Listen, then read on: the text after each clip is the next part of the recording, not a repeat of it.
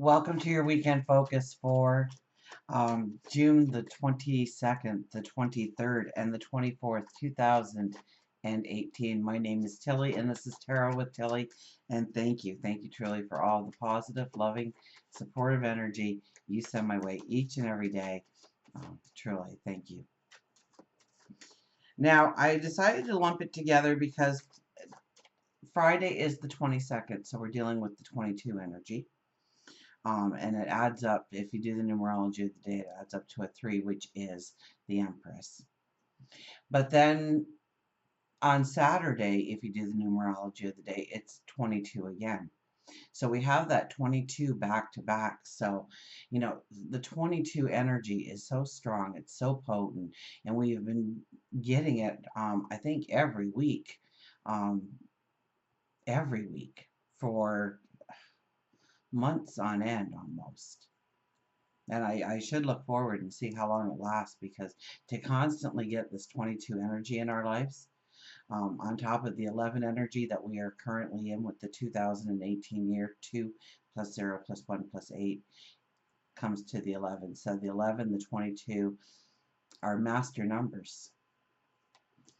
And when we have that kind of energy, it says, yes, your deepest dreams, your deepest desires can happen in your life, can manifest in your life.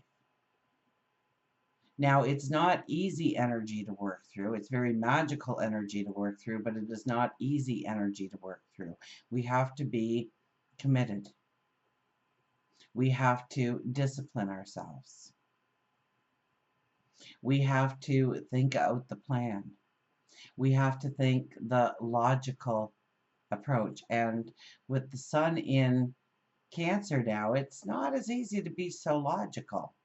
We're dealing more with leading from the heart, leading from emotion, letting emotion rule. So it's not the easiest energy with all this 11 and 22 to really ground ourselves in. So we have to be very conscious of the energy around us right now and push it in a certain direction almost, and demand a certain part of the energy to work in our favor. So I decided, and I was complaining to you guys on Thursday. Oh my gosh, it was such a long day. And it didn't even compare to today. So, so I'm not even going to chance tomorrow. But the energy is so strong now. I think we start the weekend with the moon in Libra. So the harmony, the balance, the beauty, working together, co-creating together. But then I believe the moon moves into Scorpio for our weekend. So it's going deep. Now our first card, look at this. First card, Ace of Swords. Now this sword is being shot up from the bowels of the earth, or maybe from the very base of your being, and you're shooting it up to the heavens. Now we have a hawk there, and that symbolizes the messages coming to us, and the messages going up. So we have a messenger taking our dreams, our goals, our desires, our wants, our affirmations up to the heavens, up to God, your angels, your spirit guides, source. And when aces appear, aces represent a new path that we have not yet stepped into, but it is awaiting our presence. And that usually means when an ace arrives in a reading that there is some work to do in order to get to this point.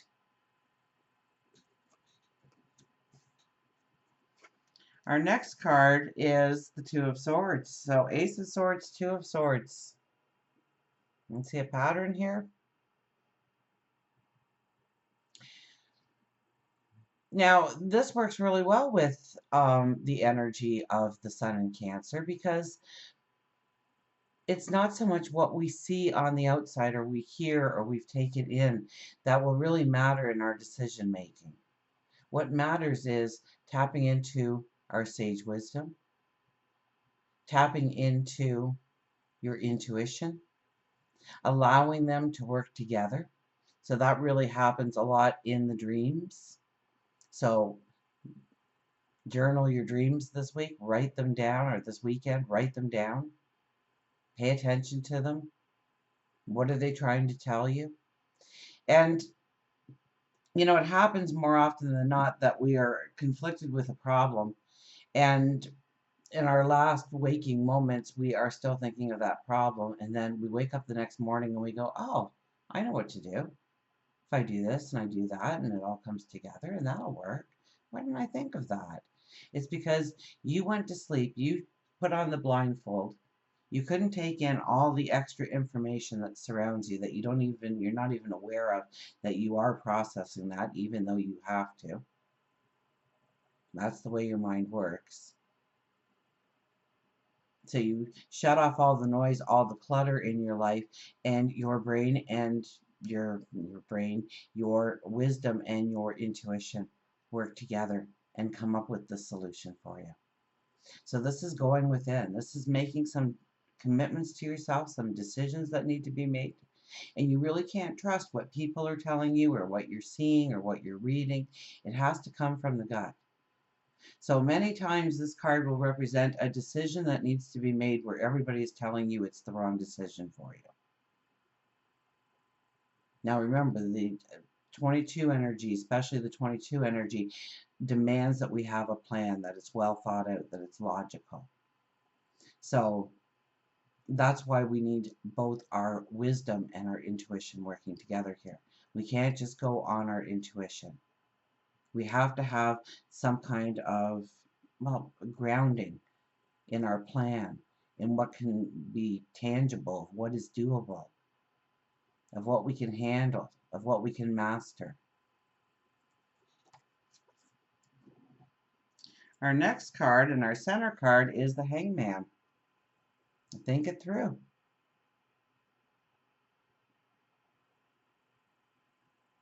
Think it through. And there's our messenger again, bringing us in insight, bringing us answers, allowing us clues. But we have to back it up a little bit. We have to think, no, we're gonna have the moon in Scorpio, so that's beautiful energy to go within, to dig deep. Maybe we're asking questions that we didn't want to ask before, but we need the answers now, so we know the right step forward. This is contemplating. This is reflection. We're not struggling here as we hang in that tree. We look quite comfortable, actually. But we're thinking about how to bring everything into balance, how to move forward with a balance, with a groundedness. Is that a word, groundedness? We have the Queen of Swords. Now, the Queen of Swords, I always get, we have lots of swords here, so it's a lot about the imagination, isn't it? And making those decisions. We use those swords. We come to terms with things. We seek the truth. We let our intuition and our wisdom guide us. Now, the Queen of Swords, especially with this deck, I almost get her summoning in what she wants the future to be. Whether she is trying to change herself in some way, her surroundings, her environment, her situations, her routine. She's saying, this is what I want, now come to me. So with this card, I almost get like we have to have a patience. We have to allow for spirit to work through us in a divine manner, in a divine timing. And that everything, we have to have a faith, a hope, and a belief that everything will come together. If we have made the commitment, if we are working towards our goals, if we are making the plan, if we're cutting through the illusion. And Neptune is in retrograde right now, so how beautiful is that for energy coming in to cut through the illusion. So we believed as Neptune went forward, and now we're going back and we go, wait a minute. And so we go back to the Hangman of asking the questions.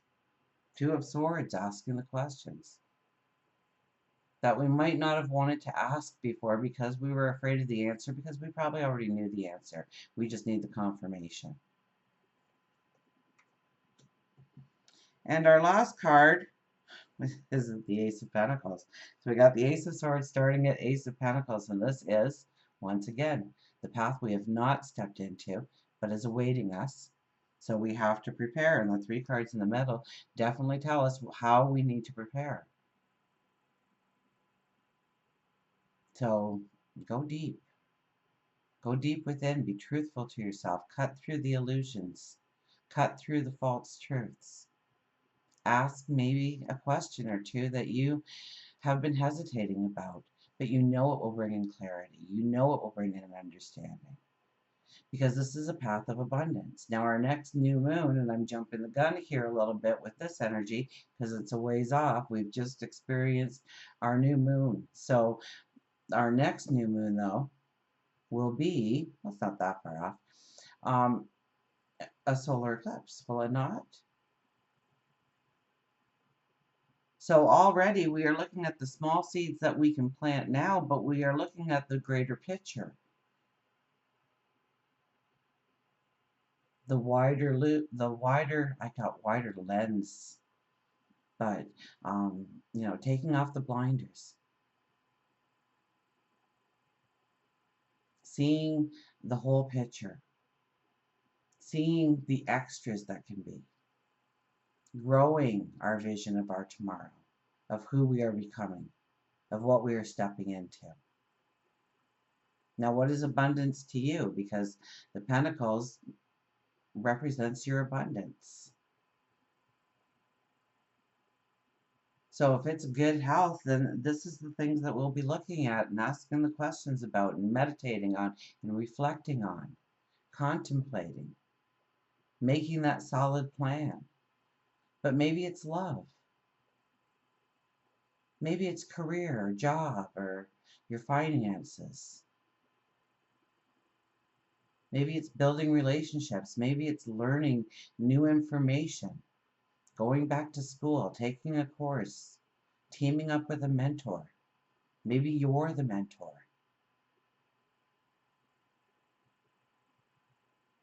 Maybe it's raising your stature in the community and feeling that people respect you and love you and support you. What is abundance to you? Is it a house, 2.5 kids, and a white picket fence? What is abundance to you? And not to somebody else, to you. Because your picture of abundance is going to look radically different than mine, or your next door neighbors, or your best friends.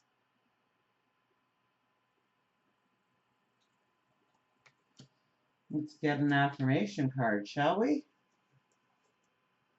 So I think it's very beautiful energy because the weekends we try to unplug anyways.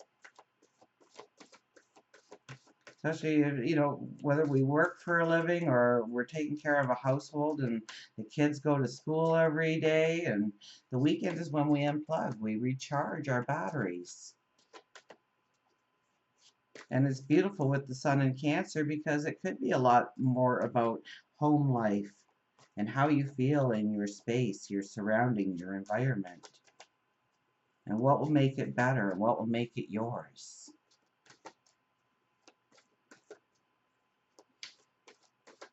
Remember, the aces also symbolize the things that we have to work on in order to get to that path.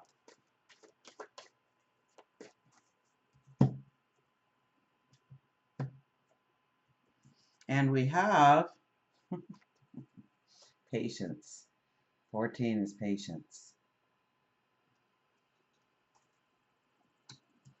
I don't think the numerology is a 14 for Sunday, but I know it is a 5, so they both come to 5. So let's get the book and see what the book tells us for patience. Patience and moderation. This card reminds me that patience will bring me into recognition of and alignment to my purpose. All my needs are being met, even though I may not see it yet on the outer visible world. The angels are looking out for me. Moderation in all things is required right now. Reminds me of my mom. Everything in moderation. It was one of her greatest sayings. Everything in moderation.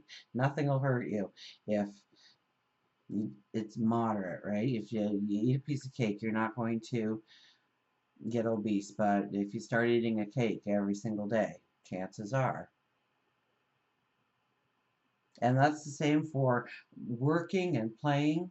We can't play all the time and expect everything to go right. We can't work all the time and expect everything to go right. So patience. This card reminds me that patience will bring me into recognition of and alignment of my purpose. So take a step back, meditate, pray, look within, have a conversation seemingly with yourself. See where the conversation goes. See what enlightenment comes to you through that conversation with yourself. Another, look at that, strong cards. We have the Emperor for the well thought out plan. The Emperor doesn't wish and hope that something's going to materialize in his kingdom, in his world, in his life. He knows it. He's planned it out. He's thought all the angles. The Emperor is authority. Following the rules right now is exactly what I should be doing. People in authority come to my aid and give me good advice when I ask for it. I can have a strong confidence that this card suggests. Dealings with institutions like banks, governments, or schools are highlighted at this time. So do you have a question about investing? Talk to your banker. Talk to somebody who has the knowledge. Don't talk to your next door neighbor, okay? You have to talk to somebody who has greater knowledge than you when you're asking the questions. Following the rules right now is exactly what I should be doing. And so that 22 energy comes out again. And 2 plus 2 is 4, isn't it? That we have to be very grounded in our approach. It has to be logical. It has to be thought out. Very much the Emperor energy. And the lion there, showing us our courage. I think the North Node is in Leo, so how are you writing your story? It's all about you and your story going forward. The theatrics of our lives. The Jupiter part of us. The story.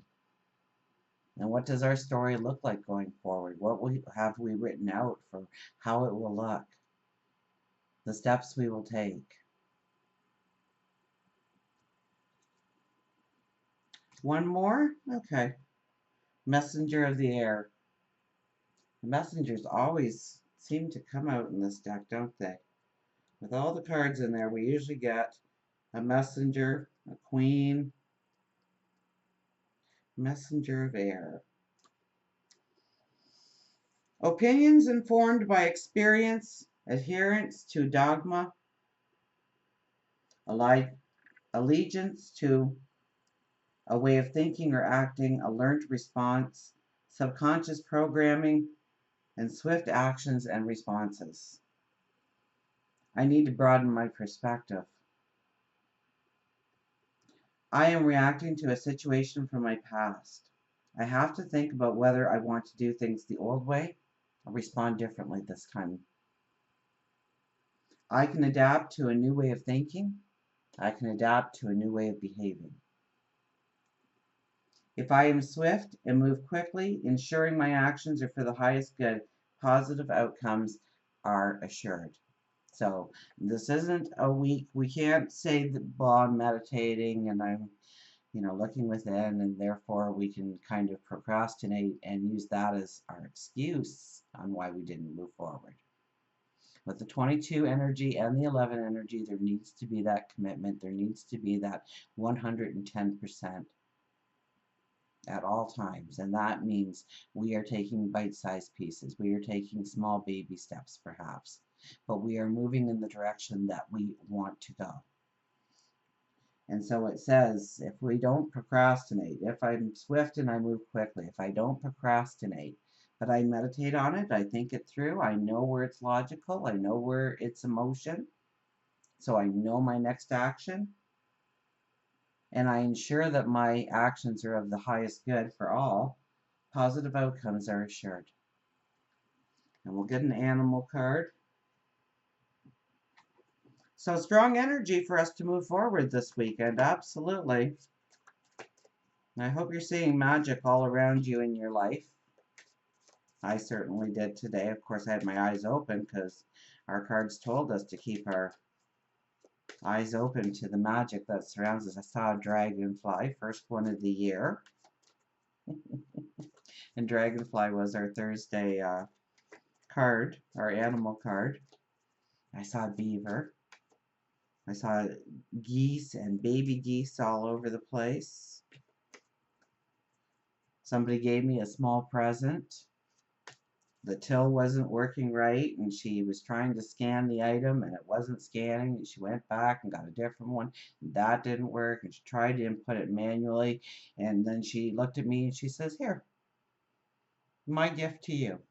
It's yours today. Have a nice day." And it wasn't, a thing of great value, but I was like, "Oh, thank you. I love you. Like, marry me." My goodness, thank you so much. How sweet of you to say, "Well, I can't sell it." She could have said, "I can't sell this to you. I'm going to have to get a supervisor. Wait here." She could have easily have said that to me. So she gave me a small little gift, but everything is magical if we look at it, if we look for it. It's amazing how it finds us.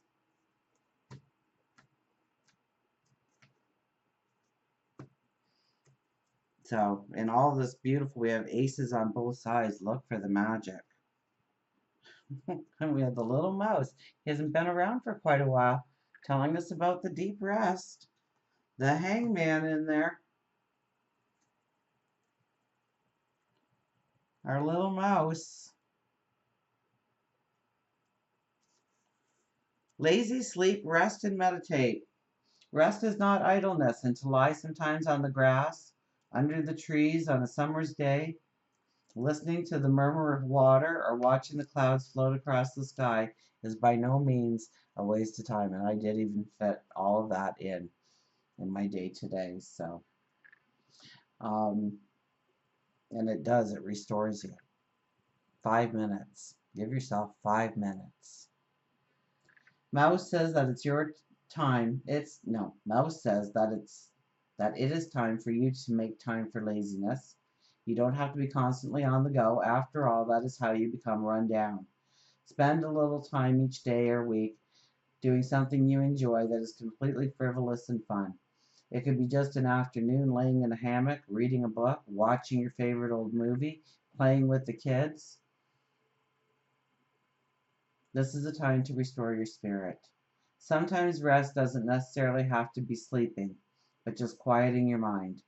Take some time grounding yourself by taking a yoga class, gardening, fishing, and spending time in nature. Spend at least 10 minutes a day meditating and just being in the moment. You don't have to physically be at your happy place to go to your happy place. It can simply be within your mind. The more you practice, the easier it becomes. And I kind of giggled because I thought half of you were saying, "Well, Tilly, you told us that we got to keep working towards this with the 22 energy. We have to make that commitment and we got to do those steps. But we have to spend a little time each day in meditation, in prayer, in just reflection. And yes, sitting down and grabbing a piece of paper and writing out the plan or writing out the priority list or writing out the positive and the negative to a situation or thinking it in your mind is work towards your goal.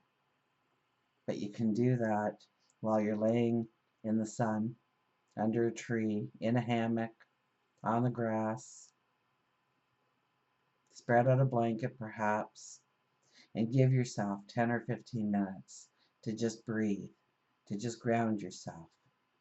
And maybe it's the weekend. I said, we're in beautiful energy for family kind of activities and grounding yourself within your home and your family and making it a safer environment and working on those relationships. and feeling strong in your environment, empowered in your environment through creating joy and love and happiness and giggles and laughter. And until we meet again, remember, I do love you.